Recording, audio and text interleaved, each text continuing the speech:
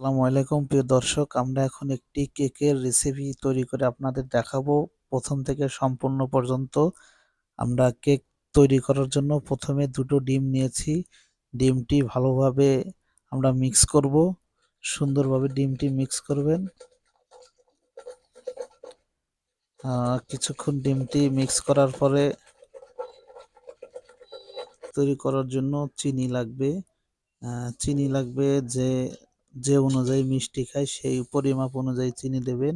আমরা কিছুটা চিনি দিলাম, 4 চামচ চিনি দিয়ে আবারও চিনি এবং ডিম ভালোভাবে আমরা মিক্স করে নেব। ভালোভাবে মিশাতে হবে যাতে চিনির কোনো গুঁড়াদানি থাকে না। সম্পূর্ণ মিক্স করতে হবে চিনি এবং ডিম।